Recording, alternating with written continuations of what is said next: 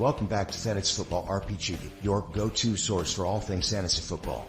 Join us for expert analysis, top strategies, and the latest insights to help you dominate your league. Let's level up your game and dive into the nitty-gritty. Without further ado, let's get the action.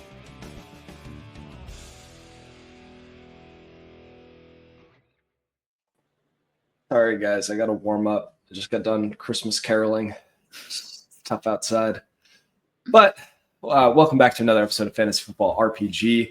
We are talking about everyone's favorite position, tight ends, and the fantasy football matchups for them in the playoffs. We're talking about some of the best matchups, some of the worst matchups. I am your host, Mike Kashuba. You can find me on Twitter at FFMikeCash. That's with a K. You can find Evan on Twitter at FFRPGPod, sharing all of the memes and the college breakdowns that you need to see. And you can find this lovely person. Hi, Carly. Hi. I'm going to move to this little group layout thing again so everyone can see you. Tell people where to find you and what you're up to. So you guys can find me on Twitter and on Blue Sky at Cinco de Manger. I refuse to call it X, so sue me. Okay. I heard somebody call it Blue Ski recently, and I thought about doing that full time. So find me on Twitter or Blue Ski at FFMikeCash. Before we get into the tight end matchups that are going to win you all of your favorite lineups, we're going to say start Chig Okonkwo with confidence because Evan loves Chig. First, head over to Bet365.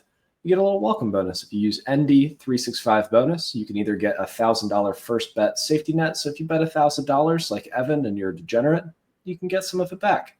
Or if you're like me and you want to only bet $5 but then get a bunch of bonus bets, you get to choose. Use code ND365 bonus. It's over at Bet365. Please gamble responsibly. Must be 21 plus. Call 1-800-GAMBLER if you are Evan. So let's talk about some of our best matchups for tight ends. We have the Cincinnati Bengals, who cannot stop a nosebleed. The Kansas City, Evan, we got to talk about the spelling. The Chiefs, not the Cheels. Come on. Las Vegas Raiders, the Carolina Panthers, and the Indianapolis Colts. Let's just run through their matchups real quick. Carly, are you starting a random streamer that you would not normally in Week 15? If you need one, Chig Okonkwo is your man. He has two great matchups in a row. He has the Bengals in Week 15 and the Colts in Week 16. So if you lost someone like Taysom Hill, or if you're just trying to change it up and feel something, feel alive, Chig is your man. Get Chiggy with it. We love that. Evan, if you really needed to stream someone like Kyle Pitts, would you do it because of the matchup?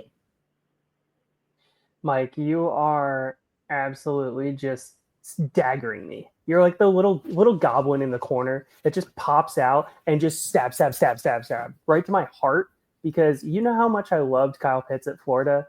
You know how much I raved about him coming out, athleticism, a wide receiver that just so happens to be big enough to play tight end. But unfortunately, they haven't been using him that way. And frankly, I don't see that changing this week. So no, unfortunately, even with a great matchup against the Raiders, I would not be starting him.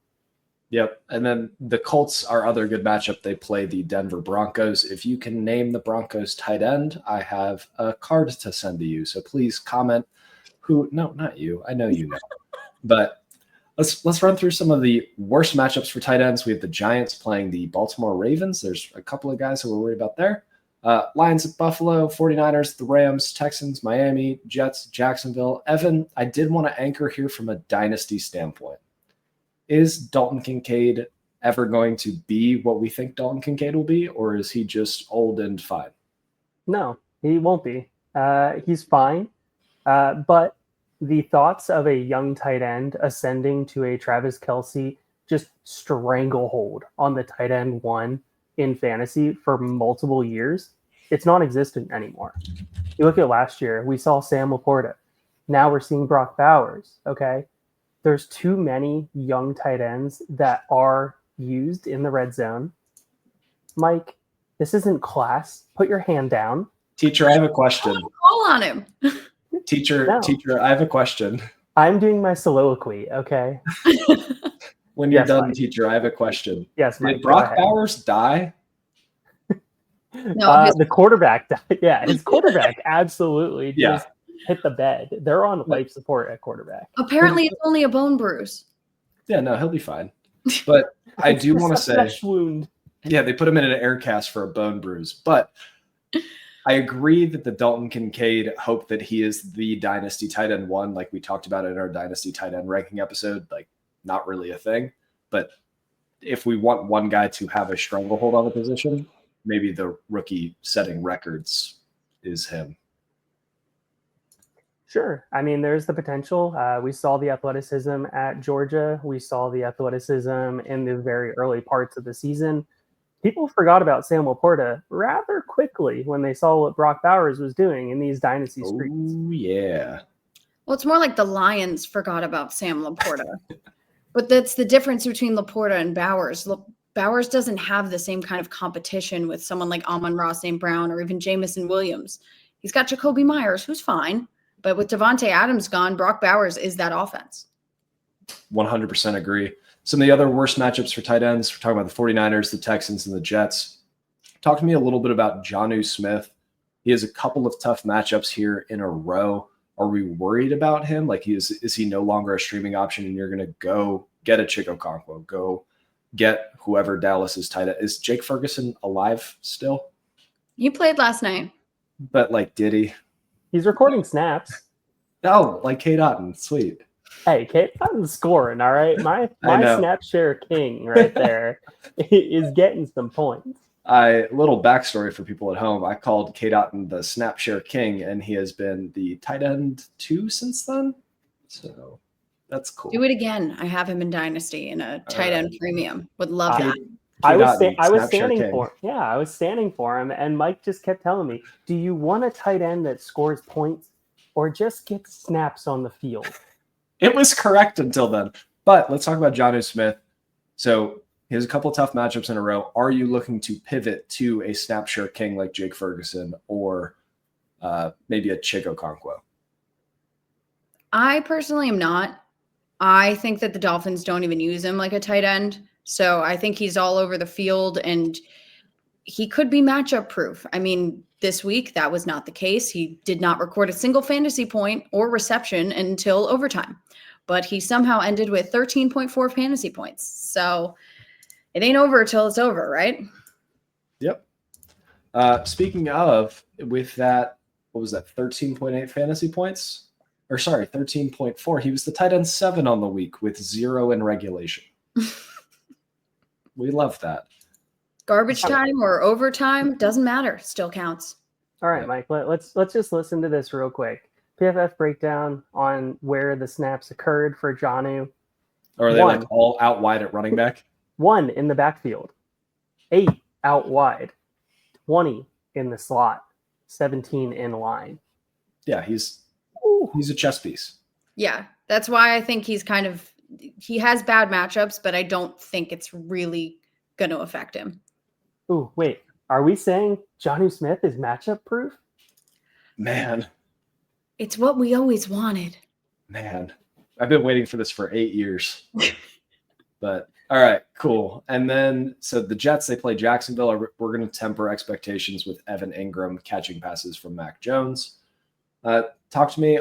Are we worried about Mark Andrews? I know that he's had a resurgence, but a lot of it's been buoyed by touchdowns. Concern at all that they just run the hell out of Derrick Henry and then sit their starters in the second half? Yes. Yeah. It's the Giants. Isaiah likely also hasn't been healthy. So you've been seeing a lot of Mark Andrews without him, and he's been back and he's a problem. And if they're going to throw the ball and if you're going to look for a PPR upside, not a touchdown upside, Isaiah likely is more likely your guy. Oh, man.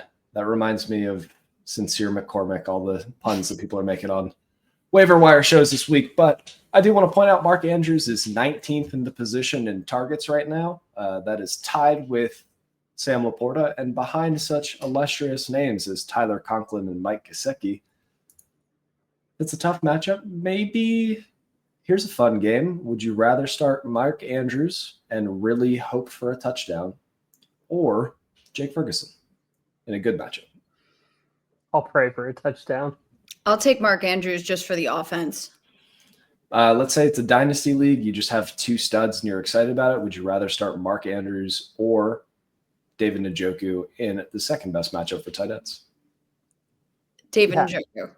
Just making sure. Dude, ever since Njoku got burned, he's been burning the league. That was you guys just helped me with a start-sit decision for one of my leagues. Let's wrap it up for best for tight ends matchups. Give me one guy that you wouldn't think about starting that you should start heading in the fantasy playoffs or in 1 week specifically.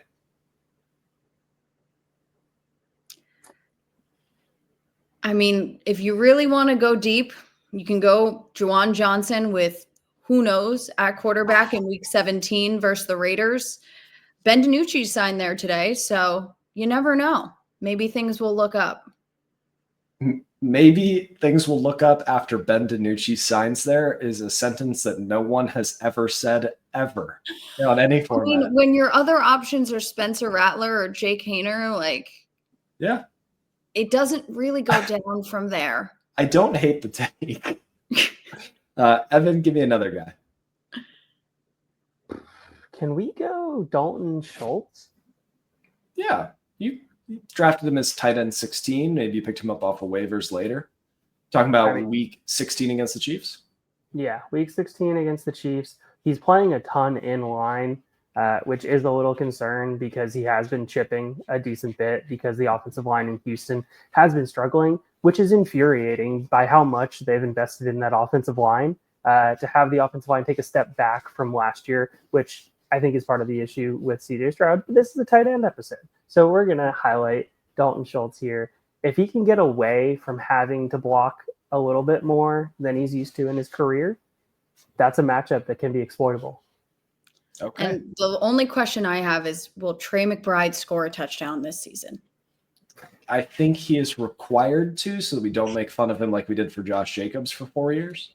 Well, he gets the Panthers in week 16, so if there's ever a time we could see, what is he, the tight end 2 on the year? 3 without ever scoring a point.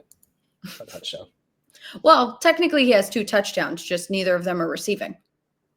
He has a rushing touchdown and a fumble recovery in the end zone. Oh my gosh, I forgot about the fumble recovery. I did not expect that to be the way that he scores. But if you guys want to catch more of Carly's insights like fumble recoveries in the end zone, you can find her. Carly, tell them where to find you. You can find me on Twitter and Blue Sky at Cinco de Manger, and I'm always bringing the memes and the fun insights like fumble recovery touchdowns. Nice. You can find Evan at FFRPG Pod. If you've made it this far, please like, subscribe. If you want Carly back, comment, and then I'll send it to her, and maybe she'll come back. But thanks so much for joining us. I hope you guys got some actionable intel, and I always have fun with you, Evan. You know why? Because you love me? I do. Thanks for listening to another episode of the Fantasy Football RPG Podcast. If you made it this far, be sure to like and subscribe. If you want to check out written content, head over to lastwordonsports.com. Don't let the Goblins get you.